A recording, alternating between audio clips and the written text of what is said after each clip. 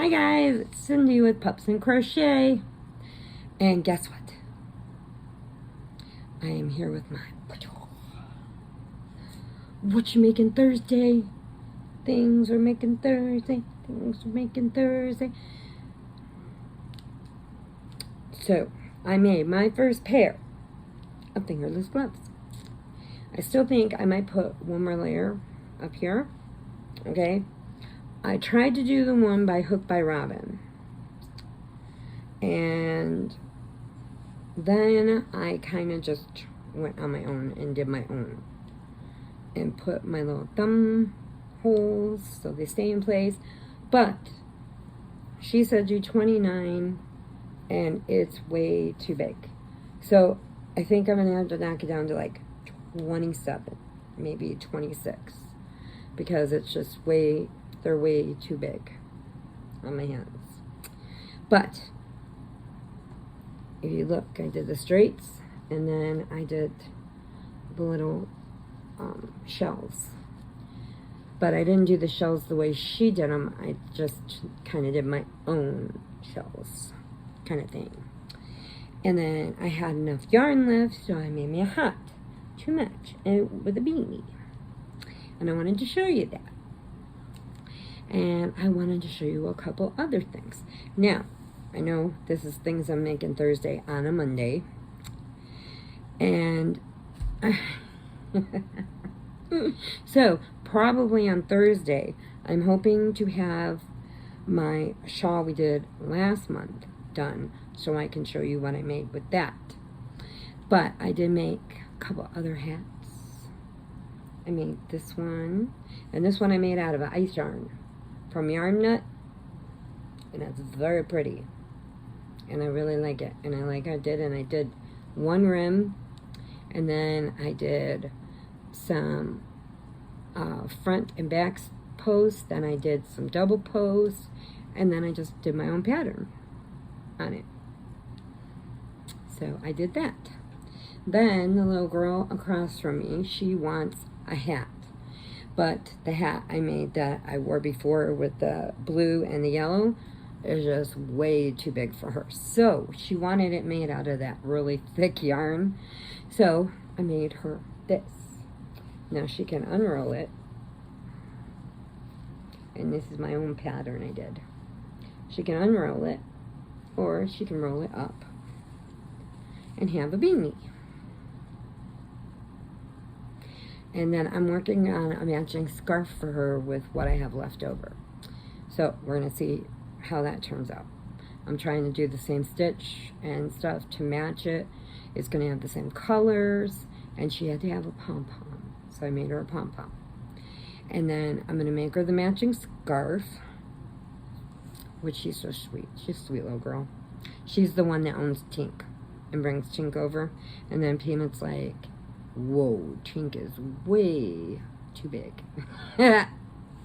So I'm feeling up to it, so I figured I'm going to do a few videos. Because I need to catch up on my 100 Days of Halloween. I need to start picking my semi-finalists for Gale Southern Living for the, oh my goodness. I completely forgot again.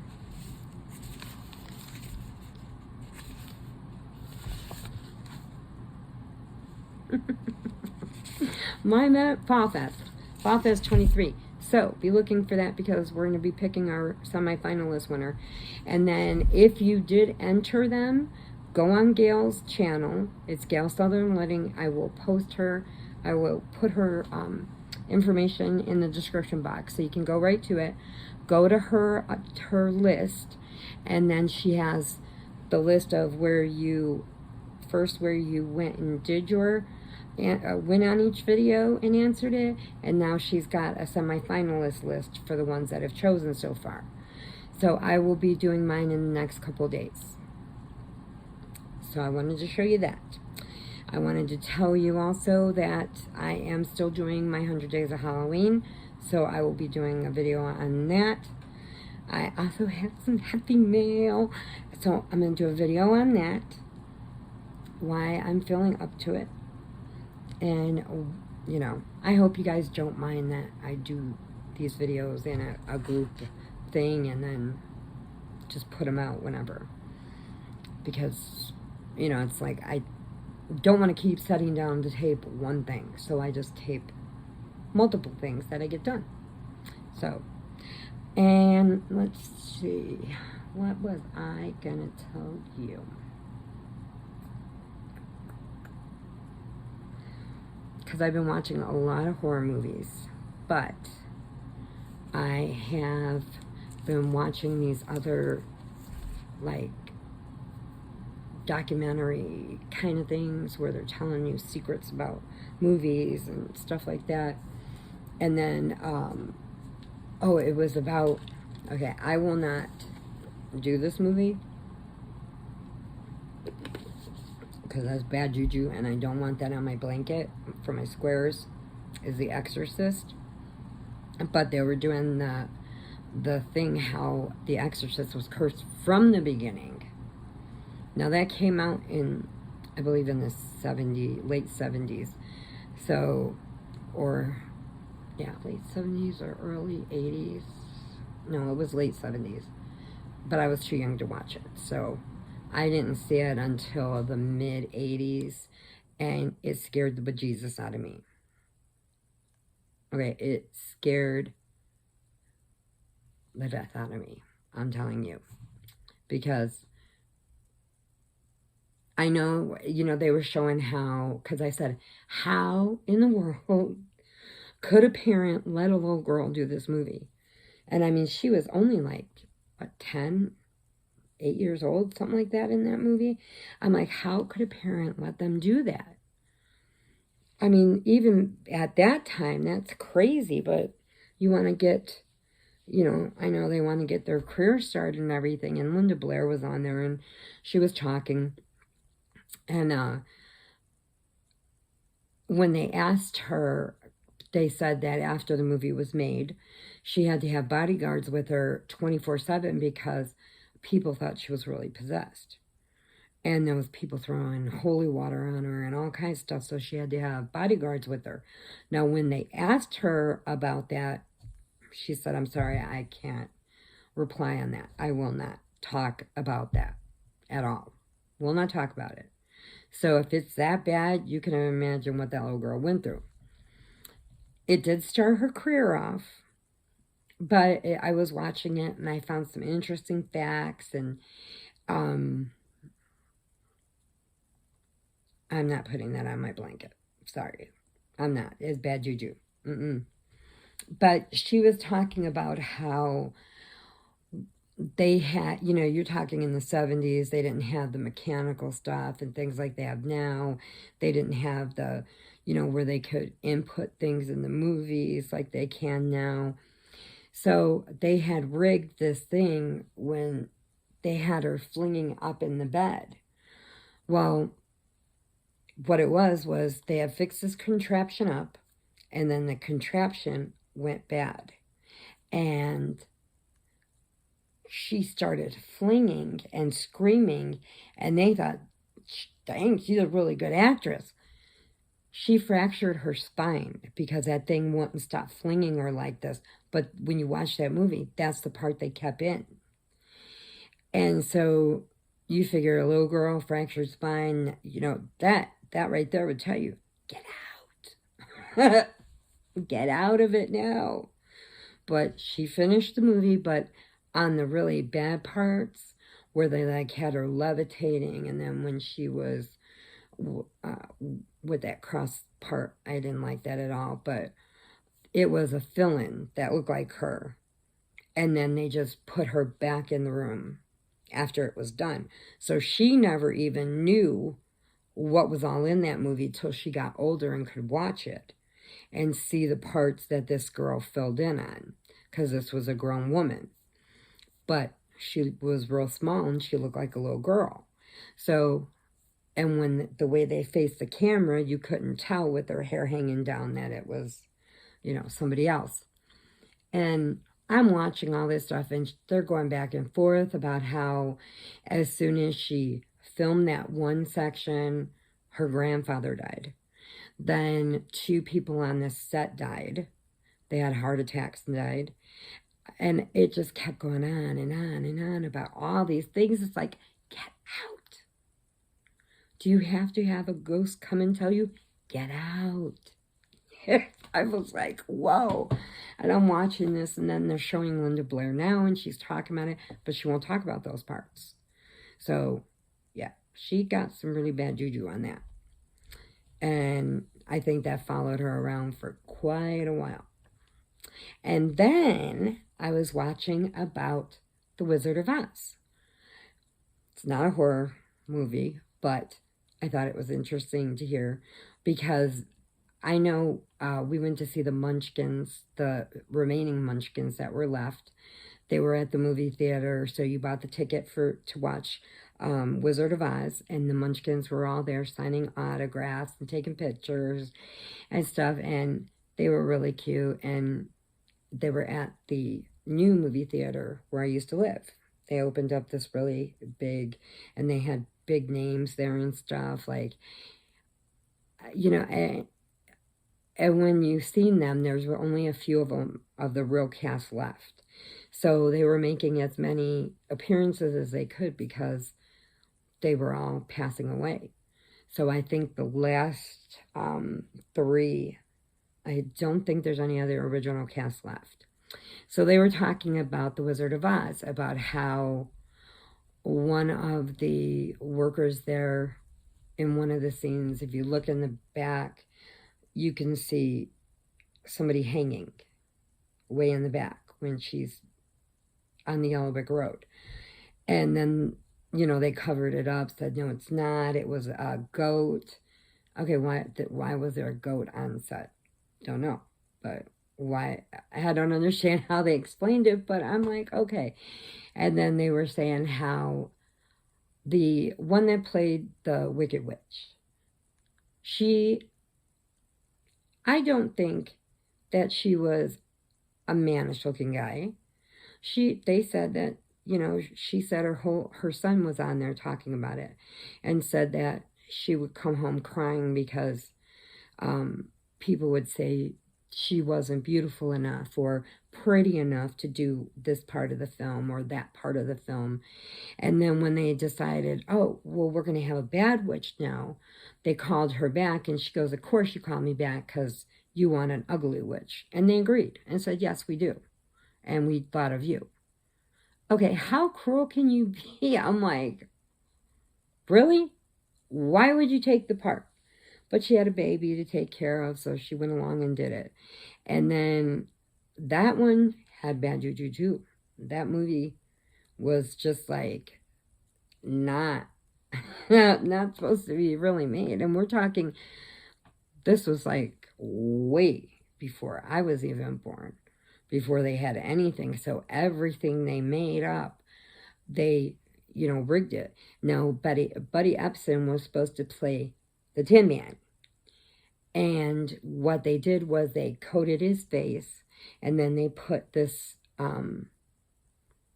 aluminum-based paint on him. And after a few takes, he went down on it, like with a heart attack. They rushed him to the hospital. That's why he's not the one playing the Tin Man, because from breathing in that paint, that aluminum paint, it affected his lungs. So he did other roles, and then he ended up being Uncle Jed in the Beverly Hillbillies and stuff, but he always had lung problems from that, just from that few takes that he did do. And so they were talking about that, and then they were talking about how, excuse me, how that it took so long for them to get the makeup right and everything. The one that played the lion had to eat everything through a straw because he had that fake stuff on here to make him like have a lion's mouth. So for every meal, he had to eat through a straw, and he had to wear that costume, and they kept fainting because the costumes were so hot, and the Scarecrow too. And Out of all of them, I have to say I love the Scarecrow the most. But when we did see the Munchkins did tell us. They said that they ended up getting paid less than what Toto made every day. I was like, are you serious? And they said, yeah. They started this big thing saying, because all of them stayed in one hotel, 100 of them, 103 Munchkins or whatever they had, all stayed in this one hotel. So they started talking about how they did parties and they were, you know, all going in each other's room and blah, blah, blah. And, you know, bad stuff. I'm not going to say it, but bad stuff. And then when Dorothy got older and she was on a talk show and they brought her out as Dorothy and, you know, she started talking about it. Well, she had started drinking really bad. And when she came on the set, she was already drunk. So she was telling them, they were asking about the Munchkins, and she goes, oh, they're little alcoholic things. And then she, like, kind of fell out of her seat. And they're like, yeah, I think you're kind of tipsy, too. And the Munchkins are on a different video saying, you know, and I mean, I was too little to know this, so I'm just watching it for the first time now, all this stuff. And it was the writers, it was their children that had all the pictures and their videos and, you know, and little clips of things that had happened. And the Munchkins were like, no, we love her to death, but she's lying. We weren't drunk. She was drunk on that interview. And so I'm sitting there and I'm like, oh my goodness. Why? And you thought Dorothy was this pure little innocent thing, you know. I'm like, oh my goodness. And then, but when getting back to the Wicked Witch, they were saying that when she showed up right before Dorothy started following the yellow brick road and the red smoke came up, it was like a sulfur-based dust. It went like this. And her fill-in did that one because she's like, I don't want to come up into all that stuff. Well, they said, well, after she does this, we want to do this in one take. You have one take to get this right. So you figure it was what, in the 40s? I think it was made. Don't quote me on that. I can't remember. I should have wrote that down, and I didn't. But anyway, so they had rigged a mechanism that she would stand on, and the dust would, you know, she was in the floor, and then the sulfur, the red sulfur would come up, the gate would raise, and she'd come out of the smoke. Now that was her fill-in. Then they cut it, put the real one in there. She went running up to Dorothy and she goes, and I'll get you and your little dog too. And she had to do this all in one shot. So she had to run to her, run back to that perfect spot. Because then when she did that, the red sulfur was going to come back up and drop her down under the stage. And then the flames went up. Now you figure these guys are all just trying to rig this stuff up. They had no mechanical abilities, no knowledge of how things worked and everything. So she did it, said that to Dorothy, ran back, and then got right on her mark.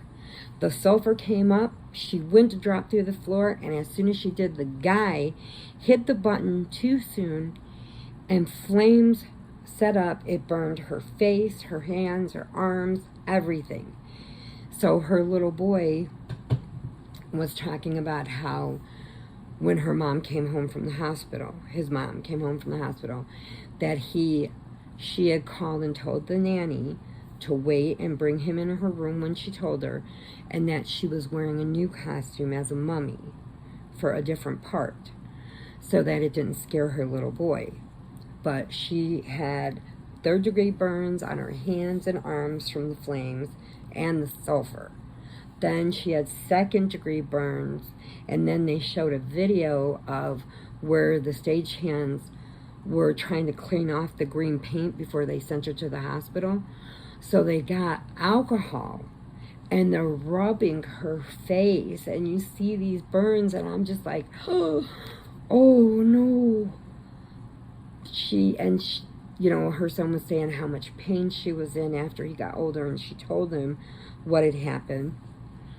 So she was out for 6 weeks. She comes back, and the first scene they have her do when she comes back is the one when they just make it to Oz, and she's flying over on her broomstick and she's writing that smoke word, sentence in the sky. And I'm trying to say it so fast and get myself all tongue-tied. So they said, you're going to sit on this broom, and we got this rigged up. We're going to play the picture behind you of the sky, and it's going to look like you're flying, and it's going to shoot out black smoke from the back of the broom, and then right behind where you're sitting is where the flames are going to come out. And she's like, no, I'm not doing it. I just came back from being burned. You already told me that I'm ugly, and that's why you want me to be the ugly witch. And then she goes, and then now you want me to get on a broom and be set on fire? No. So her set-in, or her understudy, said, okay, I'll do it. They didn't call it then. It was her fill-in or whatever. But anyway, she said, I'll do it. So she gets on the broom. They start up the contraption. The motor blows up, burns the broom, burns the whole girl in the back, even with the burn suit on at that time. Burned her back, her neck, her arms. And she's just like, no. So they ended up doing it with the broom and a dummy on there. And I don't think they did the flames. It was just the black smoke, because they weren't going to try that again. So I'm watching this, and they're giving you little tips and showing you these little videos that are kind of like, you can see how old they are, because they got those little spots going through it, and sometimes it'll click to black and white and everything. And then, you know, her son was talking about it, and her son was like, I think he was 83 when he did that interview. I don't know if he's still alive or not, but he was telling all this stuff about her, how she would come home crying, that they all think she's ugly, and she wasn't. They showed her pictures, and she was a very pretty lady. And why they'd say stuff like that, I don't know. It's crazy. I can't tell you what I would have told them, but I would have.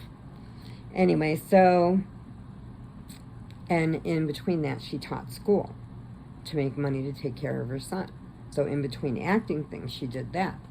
So that was crazy. And then they said, when the scene goes and they're running through the field of poppies before they hit that, and the Wicked Witch said, sleep, sleep, sleep, and they all went and fell asleep. And then Glenda, the Good Witch, puts down the snow. And I'm like, seriously? They used chopped up asbestos as fake snow and dropped it on them. So they all started burning and itching and everything, and breaking out in rashes, because it was like eating up their skin, and they were breathing it in. It was so, I was like, oh my goodness, it was so crazy. Then they started talking about how when she started that rumor about that the Munchkins were so rowdy, a producer came, and I did see this movie, and if you get a chance to see it, I don't know where you could even get it. I have to check on Amazon, because I would love to have that for my collection, because I haven't thought about it in a while.